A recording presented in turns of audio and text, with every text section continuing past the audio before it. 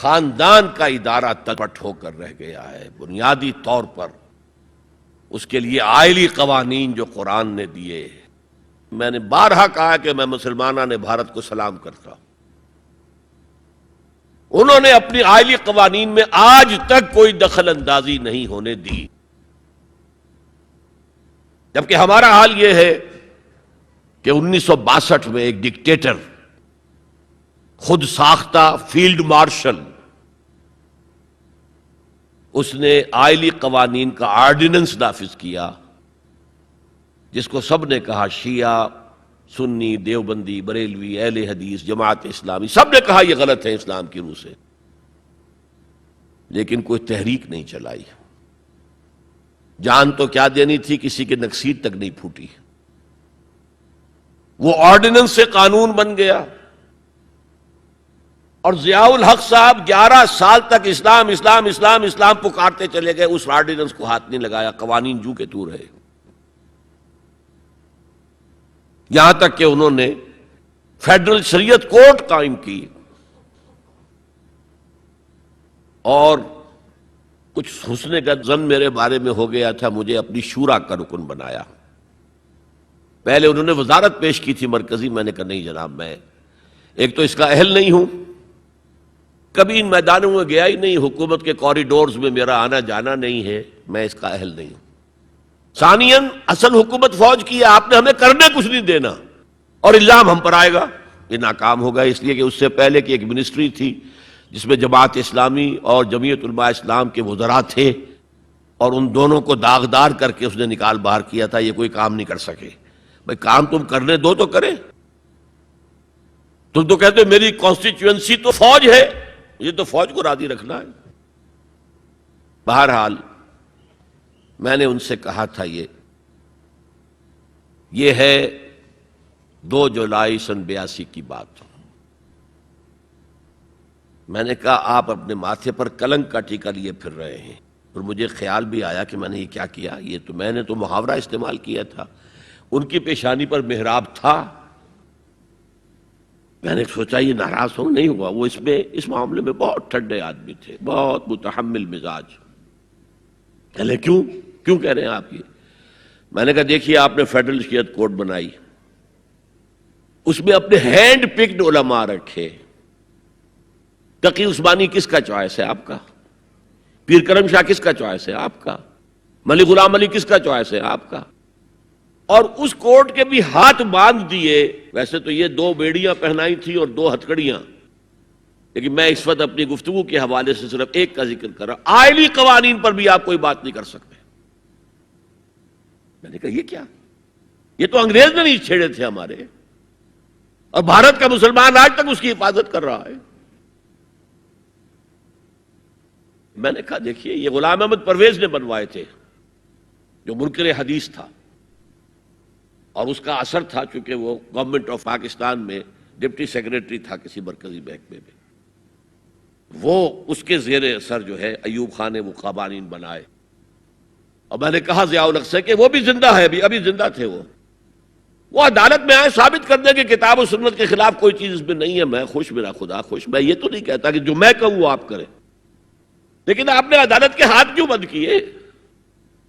کہنے لگے کہ پھر ان خواتین کو کون مطمئن کرے گا؟ میں نے کہا اگر آپ کا سوچ کا انداز یہی ہے تو یہ میرا استعفیٰ حاضر ہے، میں آپ کی شورا میں نہیں بیٹھ سکتا. استعفیٰ دے کر آگے. میں جو حوالے سے بات کر رہا تھا وہ یہ کہ جب یہاں وہ ایجیٹیشن ہوا ہے، اور میں دلی میں تھا، اور میں نے انگریزی اخبار میں فوٹو دیکھا تھا کہ جس قدر عظیم ایک جلسہ بمبئی میں ہوا تھا.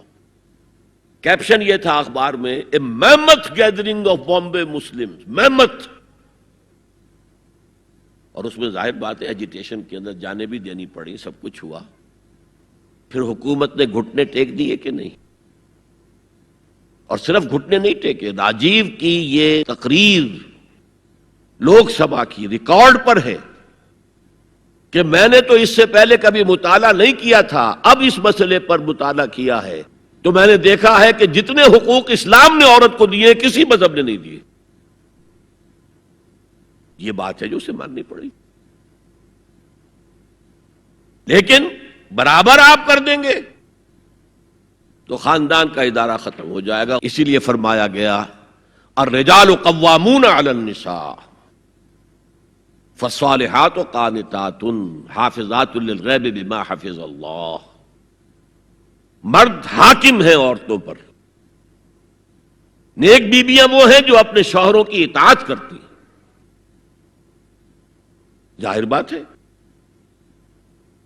کہ کوئی رائے ہے، اختلاف رائے ہو گیا ہے شوہر اور بیوی میں، بیوی دلیل سے سمجھا لے، اپیل سے سمجھا لے، جس طرح بھی سمجھا لے، من والے ٹھیک ہے، اور نہیں تو اسے شوہر کی بات ماننی پڑے گی. فالصالحات قانتات، وہی لفظ جو ابھی آپ نے پڑھا، قانتین بالقانتات، فرما بردار مرد اور فرما بردار عورتیں. تو نیک بیویاں تو وہ ہیں جو اپنے شوہروں کی اطاعت گزار ہیں. اس سے وہ بانڈ جو ہے مضبوط رہتا ہے. پھر اسلام نے اتنا منصفانہ نظام کیا ہے قائم. میں نے آپ کے سامنے اقبال کا ایک مصرع پڑھا تھا، وہ جو ابلیس نے کہا کہ عصر حاضر کے تقاضاؤں سے ہے لیکن یہ خوف ہو نہ جائے آشکارا شر پیغمبر کہیں.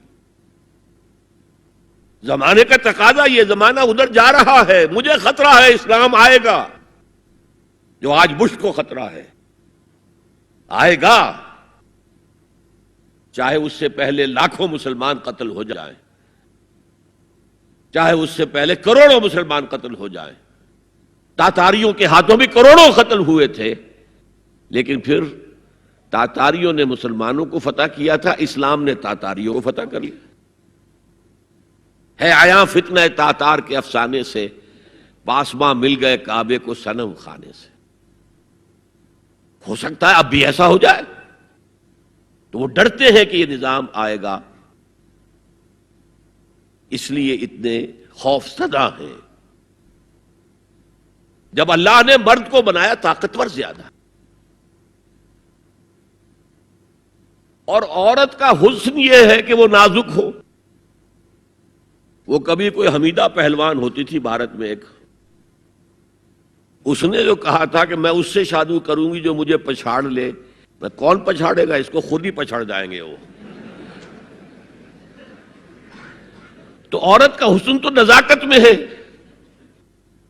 لہذا بھاری بوجھ اس پر نہیں ڈالے. ملک کا ڈیفنس مردوں کا ذمہ داری ہے، نان نفقے کی فراہمی مردوں کی ذمہ داری، عورت کی نہیں ہے.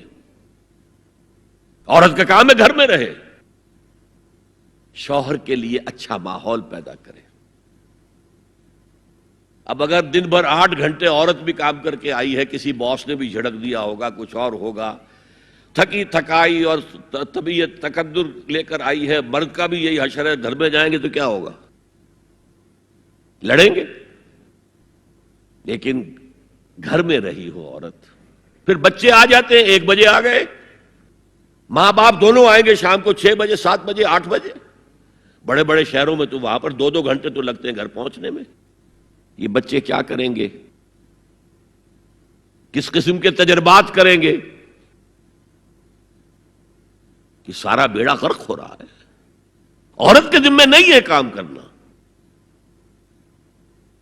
کہتے ہیں مجبوری ہے. آپ اپنے سٹینڈرڈ آف لیونگ کو بڑھاتے جائیے بڑھاتے جائیے بڑھاتے جائیے، دونوں کی سر توڑ محنت کے باوجود آپ کا جو ہے تقاضا پورا نہیں ہوگا، اور اسی کو سکیڑ لیجئے. کمانا شوہر کا کام ہے، بیوی کا نہیں. هي الحلقات تحفظني بآيات من القرآن، هي الحلقات تملأني بحب المصطفى العدنان، هي الحلقات تحفظني